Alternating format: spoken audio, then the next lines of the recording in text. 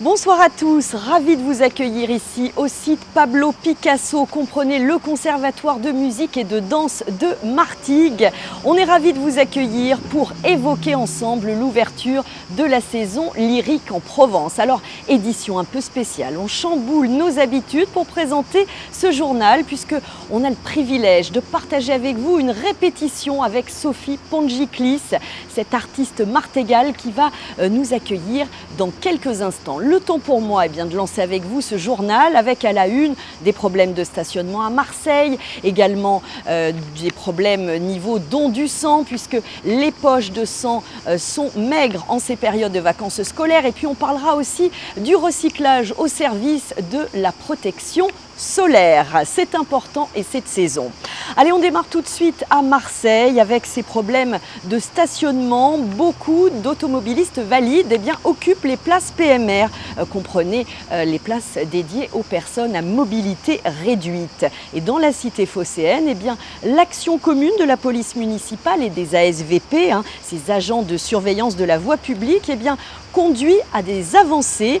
Il y a eu 1000 verbalisations l'an passé, on en est à 1900 cette année, donc en un an, vous l'aurez compris, ça a bougé. Il reste encore fort à faire en matière de prévention, mais voici tout de suite le reportage d'Astrid Besson. 25 agents de la police municipale, scooteristes, motards et agents piétons ont sillonné les rues de la ville à la recherche de véhicules garés sur des places handicapées. Il n'est pas acceptable que certains utilisent les places handicapées alors que de nombreux usagers en situation de handicap n'ont pas la possibilité de prendre ces places. C'est une thématique sur laquelle j'ai demandé aux agents de la police municipale une tolérance zéro. D'abord de construire des places supplémentaires, c'est ce que nous demandons à la métropole Aix-Marseille-Provence. Et puis une fois qu'elles sont construites, de les faire respecter. Et ça, c'est le rôle de la police municipale. À Marseille, moins de 1000 places sont PMR. Les automobilistes valides qui s'y garent représentent un véritable fléau. Je ne parle plus et je ne crois pas à la sensibilisation. La loi handicap a 20 ans, donc tout le monde connaît ses emplacements. Donc les emplacements doivent être respectés. S'il y avait moins de verbalisation, on pourrait se dire satisfait. Ça n'est pas le cas. Donc je pense que les slogans ont fait long feu. Moi, je crois vraiment plus à la présence, et c'est le cas aujourd'hui de la police municipale. Et c'est une question de justice aussi qui est attendue par les personnes en situation de handicap. Les usagers s'exposent à 135 € de contravention dès lors qu'ils stationnent sur ces places-là, montant pouvant atteindre 375 € en cas de non-paiement. On reste à Marseille, on prend la direction de la Maison du Don pour parler don du sang.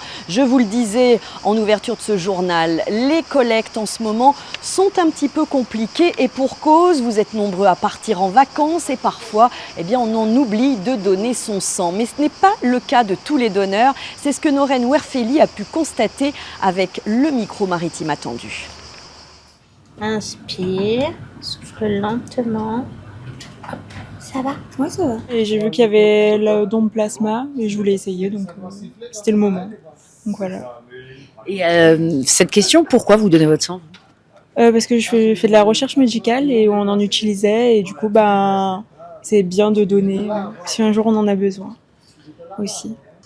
Je donne mon sang pour me rendre utile pour des humains que je connais pas, mais comme j'aime bien l'humanité, je donne mon sang, mes plaquettes en l'occurrence. En fait, je donne le sang parce que j'ai un rhésus qui est très recherché et donc du coup, je le fais de manière naturelle. On manque de donneurs, mais je conseillerais à tout le monde de donner parce que si on peut sauver des vies, il ne faut pas hésiter.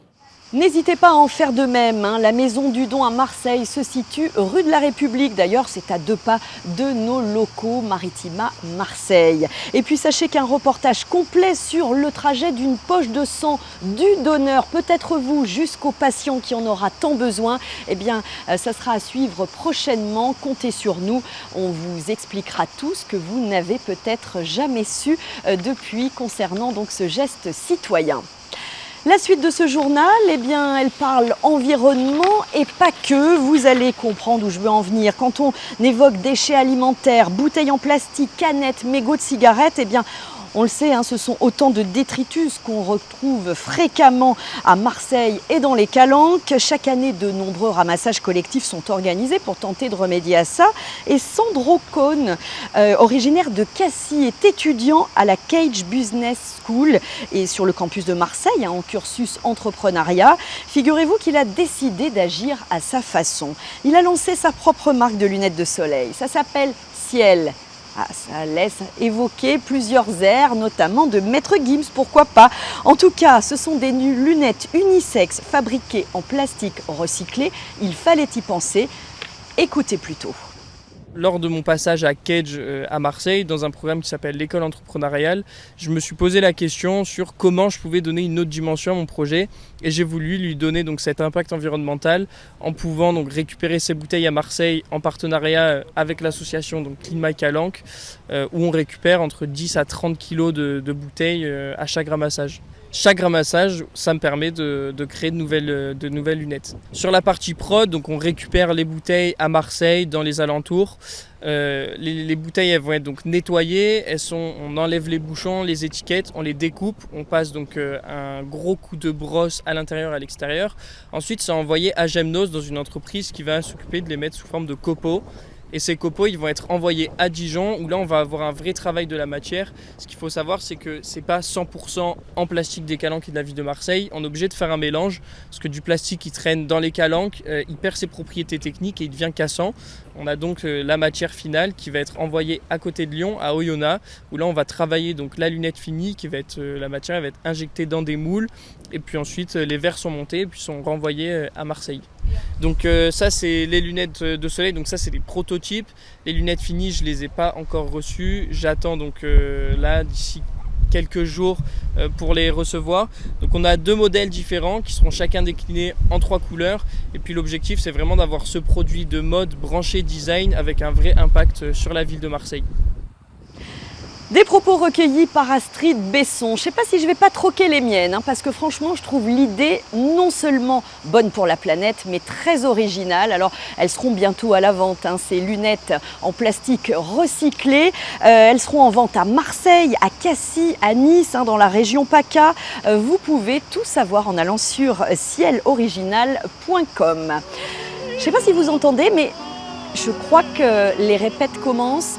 Allez, on y va. Immersion, art lyrique dans toute sa splendeur. On passe côté scène avec Sophie Pongiklis.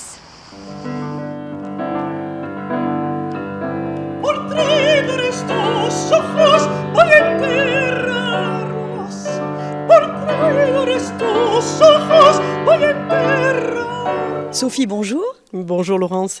Alors Sophie Pongiklis, on ne vous la présente plus, elle est martingale, c'est surtout une artiste lyrique internationale qui est toujours animée d'une même passion depuis toutes ces années et le plaisir de se retrouver ici au site Pablo Picasso pour cette nouvelle saison de Lyrique en Provence. Tout à fait, une saison qui s'ouvre sous la couleur de l'Espagne puisque nous ouvrons avec Nuit andalouse pour poursuivre avec Quintessence de Carmen. Alors il y a du sens évidemment à tout ça. Il y a un anniversaire. Il y a 2 anniversaires. Il y a l'anniversaire de la mort de Bizet, les 150 ans donc du décès de Bizet pour Carmen. Ce mois-ci d'ailleurs, célébré depuis début juillet. Quand on pense qu'il est mort de tristesse, tellement son opéra a été mal reçu par le public, alors que c'est l'opéra le plus joué au monde. Et le plus populaire. Tout à fait, qui fait partie justement de la culture, même si les gens ne peuvent pas toujours mettre un nom, mais en tout cas ils connaissent la musique. Et les airs de Habanera, Toreador et tout ça font vraiment partie de la culture de tout un chacun. Et on commence donc avec Nuit andalouse. Et Nuit andalouse, ça vient célébrer l'anniversaire de Maurice Ravel, qui lui est né il y a 150 ans. Ah oui, il y a une belle passerelle entre les 2 musiciens. Voilà, donc il y a vraiment 2 anniversaires, le même anniversaire, 150 ans, naissance, 150 ans, décès. Et 300 ans de pur bonheur sur scène avec ces Nuits andalouses. Alors, ces Nuits andalouses qui vont nous amener justement sur un répertoire de Falla. Et ça, j'ai envie de vous parler de mon ADN, de l'ADN de Franck Villard aussi, parce que... Au piano, Franck Villard, qui est un grand compositeur, il faut le dire, chef d'orchestre, pianiste aussi accompagnateur, chef de chant, mais c'est surtout la chance d'avoir un chef avec nous qui nous donne en fait au piano cette dimension. C'est en fait il nous recrée un orchestre et ça on a cette chance. C'est assez unique. Oui. Et donc Franck va aussi être avec nous pour Quintessence de Carmen. Et ça, c'est formidable parce que pour ces jeunes artistes qui vont venir se former pour acquérir un répertoire, mettre un rôle à leur répertoire, avoir justement cette direction musicale, c'est quelque chose qui est un véritable acquis. Et donc, les Nuits Andalouses, qu'est-ce qu'on a fait ? Eh bien, on s'est dit, on a déjà fait du lyrique au jazz, maintenant on va faire du lyrique au flamenco. Olé. Et il y a Germán, qui était avec nous hier pour répéter, qui sera là demain, mais qui n'est pas là aujourd'hui malheureusement, qui vient et qui va danser sur les danses de l'Amor Brujo, et qui va aussi danser sur les danses du tricorne, et qui va aussi intervenir un petit peu dans les chansons populares espagnoles de Manuel Falla, les 7 canciones populares. Quel bel accent. Et j'avais une grand-mère andalouza. Et donc, c'est bien d'avoir aussi ce mélange de la danse et du chant et de la musique, parce que tout ça, c'est qu'un seul langage, et c'est un langage universel. Et c'est le langage de nos 5 sens. Et là, le visuel est en plus à l'honneur avec la présence de Germain. Et c'est vrai que ça nous donne, aussi bien à Franck qu'à moi-même, un support supplémentaire. Et je ne m'y attendais pas, mais je vais devoir danser avec lui. On n'est jamais au bout de nos surprises avec Sophie. Jamais, donc je vais danser avec Germain pendant que Franck nous accompagnera et que je chanterai. Voilà, donc ça c'est... Et tout ça pour le public, pour les Martégots et pas seulement, puisque ça vient de tout le territoire. Oui, les gens maintenant nous connaissent et on a cette ambition de vouloir créer une forme de petit festival avec Lyrique en Provence. On a quand même fondé ça il y a maintenant 8 ans. On va fêter 9 ans, pardon. Et notre 10e année sera l'année prochaine. Et c'est un peu notre bébé et on a de grandes ambitions pour lui.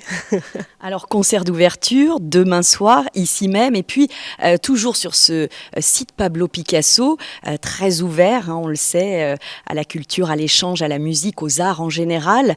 C'est masterclass pour aussi bien des jeunes professionnels que des amateurs. Tout à fait. C'est aussi notre philosophie à Lyrique en Provence, et ça l'a toujours été, c'est que la culture est là pour tout le monde et que la voix qui a aussi ce caractère universel, puisque la musique est un langage universel, mais la voix est un instrument universel.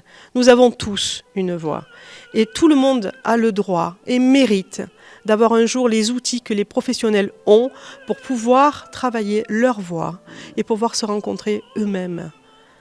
Trouver leur voix. C'est en fait la voix de quelqu'un, c'est un peu la voix de l'âme.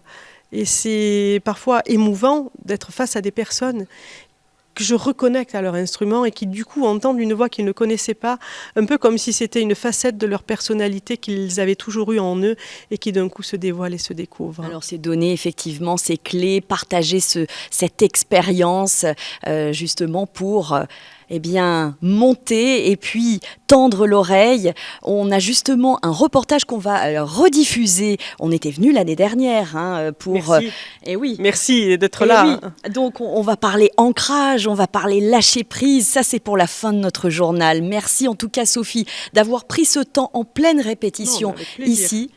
Toujours avec plaisir, Laurence. Eh bien, merci infiniment. On se donne rendez-vous donc demain. Notez bien, Nuit andalouse, Pablo Picasso, à 20h30. Merci beaucoup. On vous attend nombreux et nombreuses. Merci, Sophie. On te laisse travailler. Franck, vous pouvez revenir.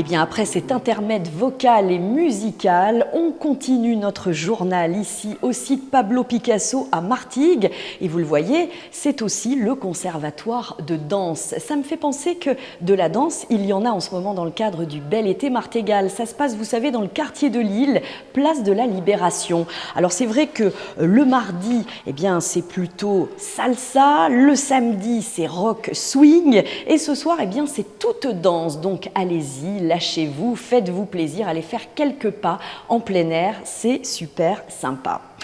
La suite de ce journal, on y vient avec du sport. Et puis, vous le savez, en ce moment, il y a le FC Martigues qui fait beaucoup parler. Le président du club a d'ailleurs rendu ses comptes. Pierre Ventier était en conférence de presse hier en fin d'après-midi. C'était l'occasion de faire le point après la décision de la DNCG mardi, le gendarme financier du foot français, qui a confirmé que le FCM était exclu de toutes les compétitions nationales. Autrement dit, direction le niveau amateur en régional 1. Situation catastrophique évidemment pour le club qui était encore en Ligue 2 cette saison. La propriétaire américaine du FCM, le Pagaleb Roscope, ne s'est pas présentée face à la presse. Pierre Ventier, lui, a déclaré qu'elle était très affectée par la situation. En revanche, il n'a pas hésité à mettre en cause Jean-Pierre Bernès, le conseiller privé de la propriétaire. Je vous propose tout de suite de revenir sur ces éléments avec Pierre Ventier au micro de Michel Montagne. C'est tentant aujourd'hui de faire le procès de l'Eparoscope et de l'actionnaire. Moi, je le ferai pas. C'est quelqu'un qui a mis beaucoup de son cœur et de son argent dans le club. Et c'est de notoriété aujourd'hui, les chiffres sont publics. Le groupe IU Football a quand même engagé 7 650 000 euros pour faire vivre le FC Martigues. Je crois que ça mérite au moins le respect. Par contre, je ne m'étendrai pas sur le sujet parce que sinon je pourrais vite être très très désagréable. Les conseilleurs ne sont pas les payeurs. Il y a des gens qui, autour de l'EPA, l'ont emmené sur des chemins qui n'étaient certainement pas les meilleurs pour le club. Voilà, tapis dans l'ombre, avec des avis très tranchés, en n'ayant jamais été confronté à la réalité. Mais en tout cas, on a fait une demi-saison sportive de qualité. Et ça, je l'avais dit la dernière fois, je le redis aujourd'hui, le mérite en revient aux acteurs du secteur sportif, Hakim Malek, Jamal et l'ensemble des joueurs. Et c'est frustrant pour eux. Et la situation économique du club, elle est aujourd'hui clarifiée, stabilisée. Je te dirais, l'image est malheureuse, on meurt en bonne santé. Une collectivité qui a engagé de l'argent, la ville, pour que le stade soit aux normes, pour que le club puisse vivre. Alors le club, le FC Martigues va vivre, en tout cas je le souhaite, il va revivre. Alors il vivra différemment, mais c'est clair que la chute est brutale de la Ligue 2 à la R1. Après, sur le rôle de Jean-Pierre Bernès, moi j'ai toujours considéré qu'il n'avait rien à faire au club. Voilà, je ne peux pas être plus clair. Et il n'a d'ailleurs jamais été présent au club en dehors des jours de match. Non pas qu'il n'ait pas de qualité haute, je ne me permettrai pas de dire ça, je dis simplement que Martigues, c'est une économie très modeste d'un club de Ligue 2, c'est incomparable avec ce qu'on a pu connaître par ailleurs. Et d'ailleurs, et je vais mettre les pieds dans le plat, c'est au moment où certains se sont détachés du sportif que le sportif s'est mis à mieux marcher. Ça peut être le hasard ou pas. Le président Sanhéor qui a annoncé saisir sa dernière opportunité auprès du CNOSF, mais sans y placer de grands espoirs. Enfin, c'est une conséquence directe de la situation. L'ensemble des joueurs et du staff sont désormais libres sur le marché, à bon entendeur. Allez, on poursuit avec une séquence de saison, cap sur la plage à Marseille. La chaleur attire évidemment une foule énorme sur notre littoral. Et à Marseille, eh bien, sur la plage des Catalans, vous allez le voir qu'elle est très prisée, aussi bien par les habitués que par les visiteurs de passage, les touristes. Reportage en tongs, mais avec micro, signé Astrid Besson. La plage des Catalans, récemment rénovée pour la saison estivale, accueille chaque jour de nombreux visiteurs. Du côté des habitués, Guy et Maryse s'installent comme chaque année sur le sable. On vient du 1er janvier au 31 décembre. C'est notre médicament, voilà. On a la mer, on est entre amis, c'est la convivialité. Et on est nombreux, on est une vingtaine. Des jeunes et des vieux. On pointe à la pointeuse, c'est 9h midi. Après, on s'en va. Tous les jours depuis plus de 40 ans. Moi j'aime ici, j'ai mes habitudes. La plage, l'environnement, le fait que ce soit une plage que de sable. Et puis c'est tranquille, c'est très bien surveillé. Les Marseillais ne sont pas les seuls à profiter de la plage. Marceau, Pia et Emma, tous originaires d'Île-de-France, sont également de passage. Là c'est plutôt propre, c'est bien, les gens sont gentils, les Marseillais sont très gentils. Et puis l'eau elle est magnifique. On a l'hôtel qui sera à côté, du coup Pas de soucis, on y retournera. Ouais. Ça nous fait un peu de fraîcheur avant de la journée, c'est bien. Et faire un peu de sport aussi. C'est familial. On sent qu'il y a beaucoup de familles, de personnes âgées. Voilà. Pour commencer la journée, c'est plutôt pas mal. Avant d'aller, si on peut pas aller dans des plages un peu plus jeunes et tout, c'est tranquille. Il y a un peu d'ombre aussi là, c'est bien. Très populaire auprès des Marseillais et des voyageurs, cette dernière est sans nul doute la plage la plus accessible avec un accès direct depuis le centre-ville. Et voilà pour cette ère de vacances, on y est, on est en plein dans cette période qu'on apprécie tout particulièrement. Et là, c'est un autre air qui s'offre à vous. Vous le savez, si vous prenez ce journal en cours de route, c'est l'ouverture de Lyrique en Provence avec Nuit andalouse et notre artiste lyrique internationale Sophie Pangiclis. Alors, figurez-vous que l'an passé, on en parlait ensemble d'ailleurs, on est venu ici même pour un reportage dédié au masterclass. Comment transmettre son expérience vocale et ses conseils? Eh bien, voici le sujet de l'été dernier, ici même tourné par Rémi Repenty.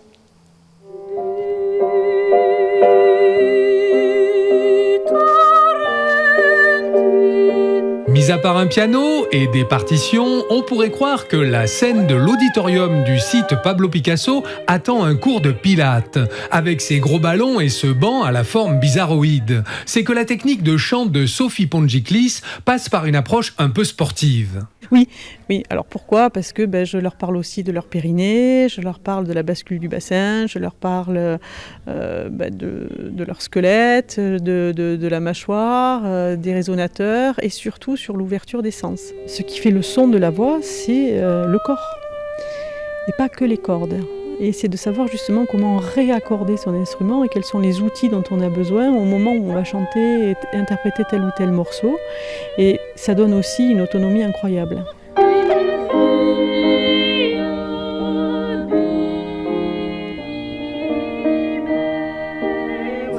On peut aussi imaginer de faire ce même exercice en vous mettant chacune sur des ballons.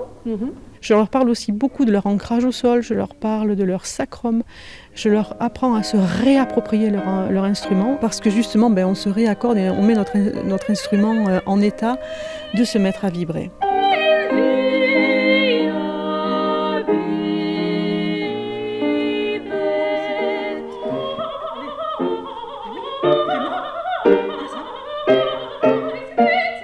Habitante de Martigues, Stéphanie suit cette masterclass en amatrice mais avec beaucoup de passion. C'est un engagement de tout le corps et de tout l'esprit aussi. Voilà, le chant lyrique, c'est magnifique pour ça, c'est que ça demande d'être à la fois ancré et à la fois guidé jusqu'au ciel. Maude vient de Besse-sur-Issole, dans le Var, et se destine peut-être à une carrière professionnelle. C'est assez sportif, mais bon, ça donne des résultats, donc c'est très satisfaisant.